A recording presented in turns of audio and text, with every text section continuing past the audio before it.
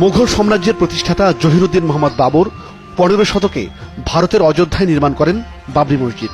এরপর থেকে এই মসজিদের জায়গার অধিকার নিয়ে হিন্দু ও মুসলিমদের মধ্যে জাতিগত সংঘাত লেগেই ছিল। সবশেষ 1992 সালে মসজিদটি ভাঙার মধ্য দিয়ে সাম্প্রদায়িক সহিংসতার নতুন রূপ দেখে বিশ্ব। এ সময় মসজিদ ভাঙায় সামনে থেকে নেতৃত্ব দেন তখনকার শিবসেনা কর্মী বলবীর। বাবা ও মা মহাত্মা গান্ধীর অসাম্প্রদায়িক নীতিতে বিশ্বাসী হলেও নিজে সেই নীতি ধারণ করতে পারেননি 3 বিষয়ে স্নাতকোত্তর করা বলবীর। তাই মসজিদ ভাঙায় শিবসেনা ও উগ্রবাদী হিন্দুদের সাথে সামনের সারিতে যোগ দেন তিনি। তারা এই উগ্রবাদী কর্মকাণ্ডের কারণে পরিবার থেকে বিচ্ছিন্ন হয়ে যান, কিন্তু বছর যেতে না যেতেই নিজের ভুল বুঝতে পারেন। মসজিদ ভাঙায় অংশ নিয়ে আরেক বন্ধু যোগেন্দ্রের ইসলাম ধর্ম গ্রহণ করায় তার থেকে আরো উদ্বুদ্ধ হন বলবীর। মুসলিম হয়ে নাম বদলে রাখেন মোহাম্মদ আমির।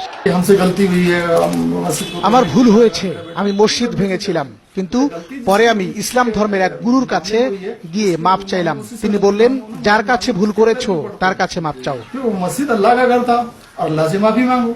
ইসলাম গ্রহণ করেই থেমে থাকেননি মোহাম্মদ আমির।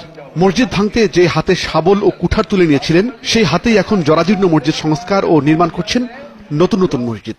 সম্প্রতি ভারতের কয়েকটি গণমাধ্যমে শতাধিক মসজিদ তৈরিতে নিজের ইচ্ছার কথা তুলে ধরেছেন তিনি।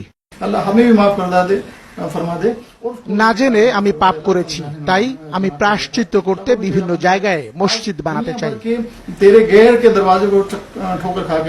গণমাধ্যমে দেওয়া সাক্ষাৎকারে তিনি জানিয়েছেন 1993 থেকে 2007 সাল পর্যন্ত উত্তর ভারতের বিভিন্ন জায়গায় এরই মধ্যে বেশ কিছু ভেঙে পড়া মসজিদ খুঁজে বের করে সেগুলো মেরামত করেছেন তিনি।